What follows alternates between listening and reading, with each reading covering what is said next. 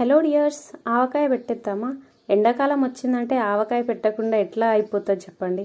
So మనం ఇన్స్టాంట్గా ఒక 15 days 10 days కోసం ఆవకాయ పెట్టేద్దాం అనమాట. సో దానికి కావాల్సింది మనకి మామిడికాయలు అండ్ ఇంట్లో ఉన్న సామాన్లతోనే అయిపోతుంది, ఫాస్ట్గా ఈజీగా చూసేయండి అనమాట. నేను ఒక 5 మ్యాంగోస్ తీసుకున్నాను అనమాట. వాటిని మంచిగా కడిగి ఒక బట్టతో నీట్గా తూడ్చేసి దాని తర్వాత చిన్న చిన్నగా కట్ చేసుకున్నాను. ఎందుకంటే తినేటప్పుడు చిన్న చిన్నగా తగులుతుంటే మనకు కూడా బాగా అనిపిస్తుంది కదా. సో అలా కట్ చేసేసి శుభ్రంగా ఒక మంచి దాంట్లో కారం, ఉప్పు, ఇంకా కొంచెం పసుపు, ధనియాల పొడి ఇవన్నీ వేసేయండి అనమాట. దాని తర్వాత పోపికి కావాల్సినన్ని పదార్థాలు ఇప్పుడు చూపించినట్టు అన్నీ వేసేసి లాస్ట్ స్టవ్ ఆఫ్ చేసేసి కరివేపాకు వేయండి, లేదంటే చిటపట్ అంటాయి కదా. సో ఆ వేడి తెచ్చి మన ఆవకాయ దాంట్లో వేస్తే ఎంత బాగుంటుంది.